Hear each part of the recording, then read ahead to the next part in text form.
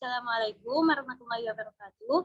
Alhamdulillahirabbil alamin wa bihi nasta'in ala umuri dunya waddin. Wassalatu wassalamu ala asyrofil anbiya'i wal mursalin sayyidina wa maulana Muhammadin wa ala alihi washabihi ajmain.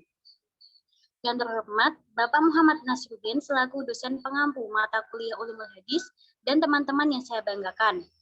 Kami dari kelompok 3 akan mempresentasikan hasil diskusi dari kelompok kami dengan judul pengklasifikasian hadis. Sebelumnya, saya akan memperkenalkan anggota kelompok kami. 1. Asifa Anindya Febiola Putri, NIM 2120185. 2. Vivi Hairunisa, NIM 2120186. 3. Sania Rizka Arifatul Asilah, NIM 2120187. 4. Saya, Putra Anita Nusudia, NIM 2120210. Langsung saja, materi yang pertama akan dibacakan oleh Mbak Vivi.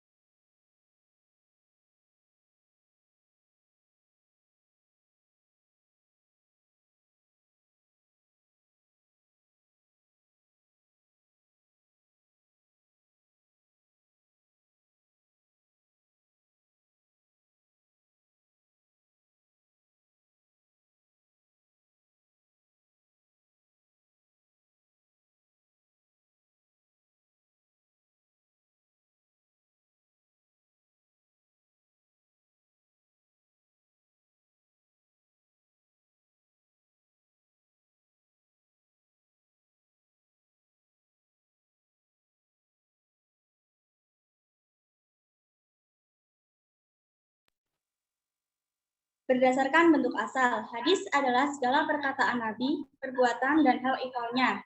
Adapun pembagian hadis ditinjau berdasarkan bentuk asal, antara lain, yang pertama hadis qauli, adalah hadis yang beliau ucapkan berkenaan dengan berbagai tujuan pada berbagai kesempatan.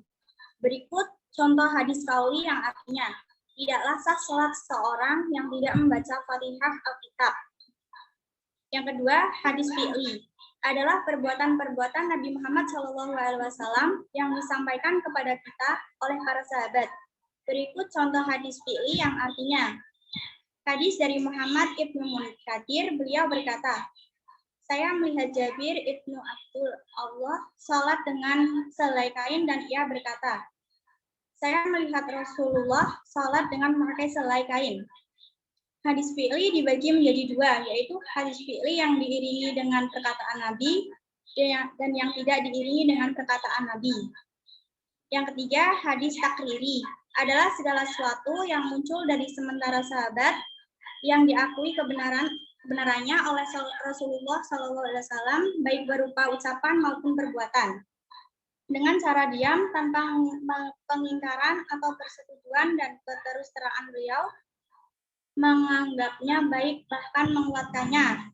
Adapun contoh hadis ini adalah sikap beliau terhadap ijtihad sahabat berkenaan dengan sholat asar sewaktu perang melawan Bani Quraizah.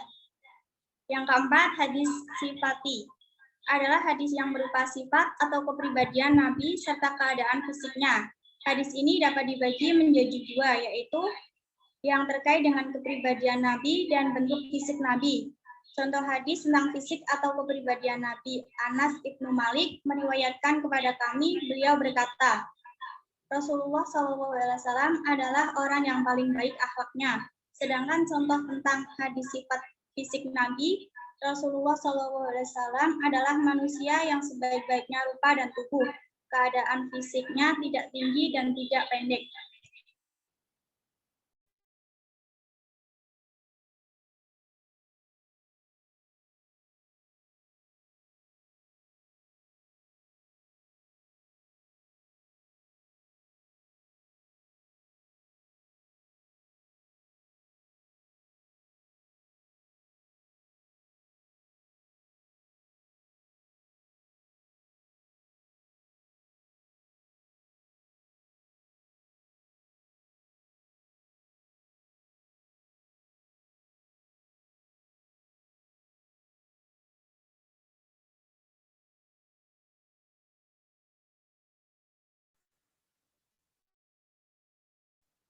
Yang kedua, berdasarkan sifat asal.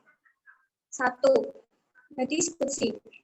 Pengertian hadis qudsi secara istilah adalah hadis yang disampaikan kepada kita dari Nabi Muhammad SAW yang sanadnya disandarkan kepada Allah Subhanahu wa taala.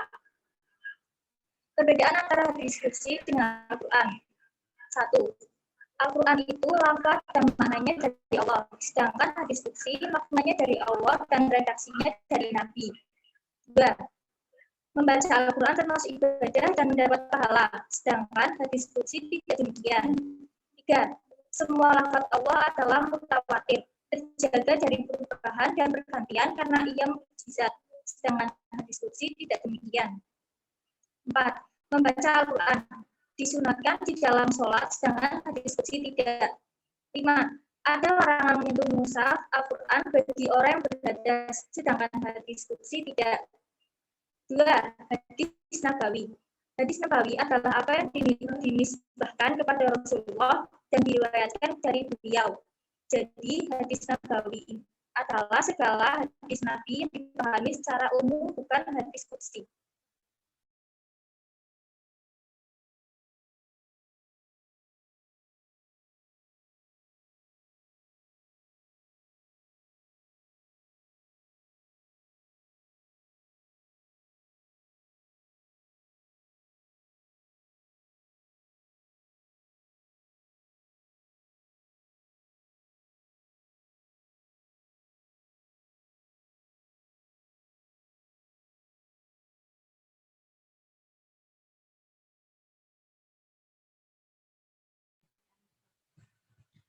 Kemudian berdasarkan jumlah periwayat.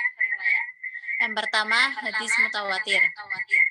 Definisi hadis mutawatir. Dari definisi di atas dapat ditarik syarat sebuah hadis dikatakan mutawatir, yaitu yang pertama, hadis tersebut pada setiap tingkatan sanadnya diriwayatkan oleh periwayat yang banyak dari awal hingga akhir.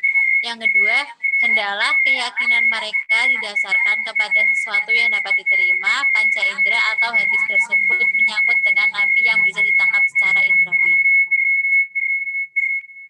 Kemudian yang ketiga, hendaklah perawi yang meriwayatkan hadis tersebut meyakini keabsahan hadis tersebut atau bukan berasal dari dugaan. Kemudian pembagian hadis mutawatir. Yang pertama, hadis mutawatir lafzi adalah hadis yang periwayatannya mutawatir dengan lafaz yang sama oleh seluruh perawi. Kedua, hadis mutawatir maknawi adalah hadis yang diriwayatkan oleh sekelompok orang yang tidak mungkin bersepakat melakukan kedustaan dengan memakai matan yang berbeda-beda, namun memiliki maksud yang sama. Contohnya, seperti hadis tentang syafa'ah ro'yah, mengucurnya air dari jemari-jemari Rasulullah SAW.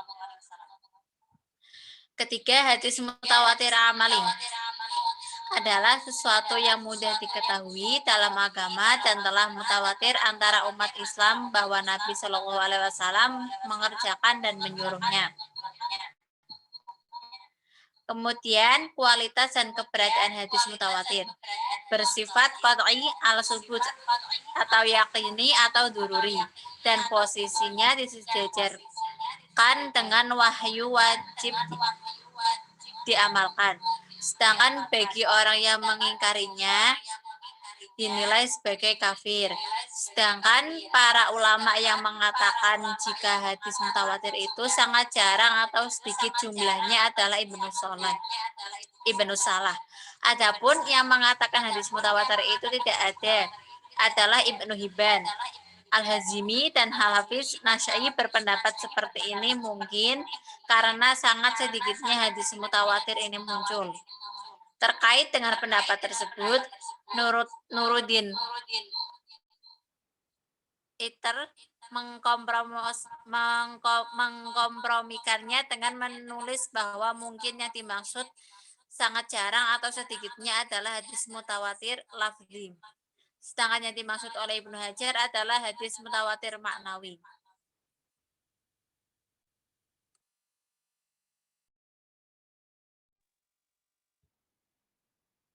2. Hadis ahad merupakan hadis yang diriwayatkan oleh seorang perawi. Sedangkan secara istilah, ulama memberikan definisi yang berbeda-beda, namun dengan maksud yang sama. Ada juga ulama yang mendefinisikan hadis ahad secara singkat, yakni hadis yang tidak memenuhi syarat-syarat hadis mutawatir. Dari beberapa definisi di atas, jelaslah bahwa di samping jumlah perawi hadis, tidak sampai kepada jumlah perawi hadis mutawatir. Kandungannya pun bersifat zani dan tidak bersifat qot'i. 3. Hadis masyhur. Secara bahasa dinamakan masyhur karena kejelasannya. Sedangkan secara istilah, menurut ulama, usuliyin, hadis yang diriwayatkan oleh sejumlah perawi dari golongan sahabat yang tidak mencapai batas mutawatir, kemudian setelah sahabat hingga berikutnya mencapai jumlah mutawatir. Macam-macam hadis masyhur dari segi kepopulerannya, yaitu masyhur di kalangan ulama tasawuf, masyhur di kalangan ulama hadis, masyhur di kalangan awam, masyhur di kalangan usul al-fikih, masyhur di kalangan ulama fikih.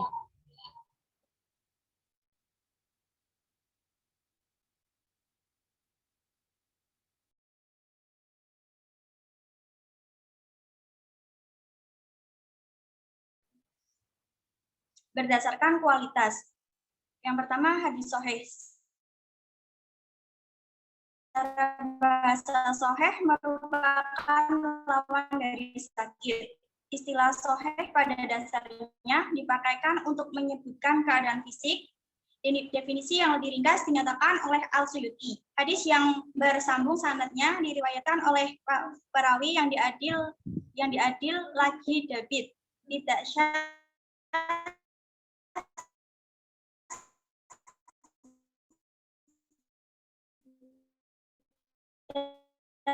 dan tidak berilat. Dari definisi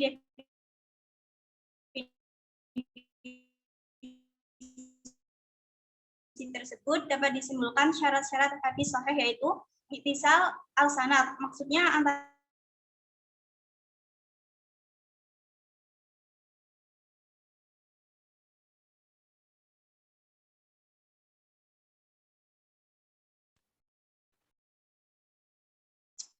yang C diriwayatkan oleh perawi yang David. Seorang perawi dikatakan David apabila perawi tersebut mempunyai daya ingat yang sempurna. Yang D tidak syadz atau janggal. Yang E tidak terdapat iklat. Menurut istilah, iklat berarti suatu sebab yang bersembunyi atau yang samar-samar dan dapat merusak kesalehan hadis tersebut. Hadis sahih dibagi menjadi dua macam, yaitu hadis sahih li zalitihi dan hadis sahih li gairihi.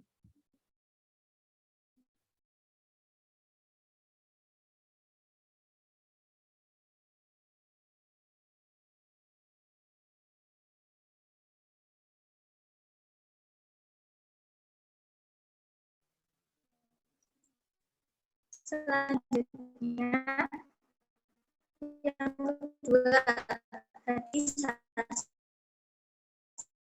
hasan, yaitu hadis yang memiliki sanad bersambung, diriwayatkan oleh perawi yang adil dan lebih rendah kedakikannya tanpa adanya syadz dan ilat. Selanjutnya macam-macam hadis hasan. Ada dua, yaitu satu hadis hasan li zalihi, yaitu hadis hasan yang sesuai dengan kriteria.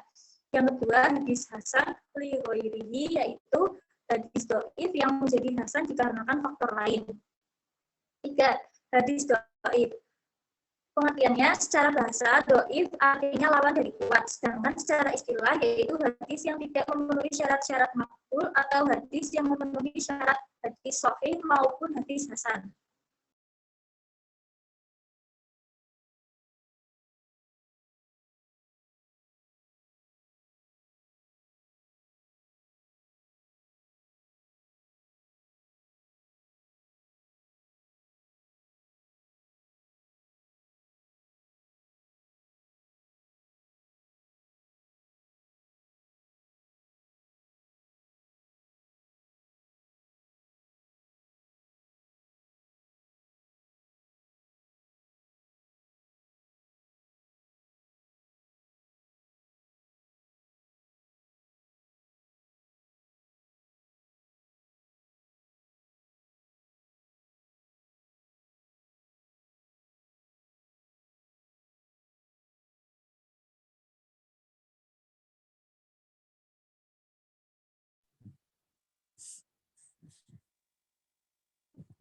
Kemudian berdasarkan penisbatan.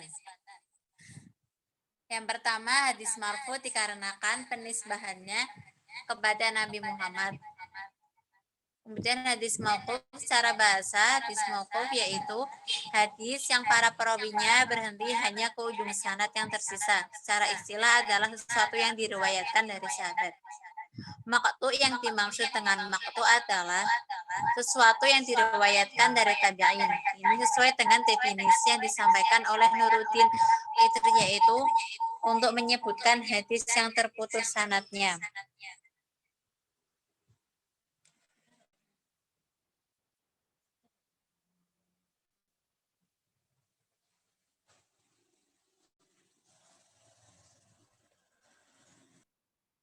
Demikian presentasi dari kelompok kami. Kurang lebihnya mohon maaf. Wallahul muwaffiq ila aqwamit thoriq. Wassalamualaikum warahmatullahi wabarakatuh. Waalaikumsalam warahmatullahi wabarakatuh.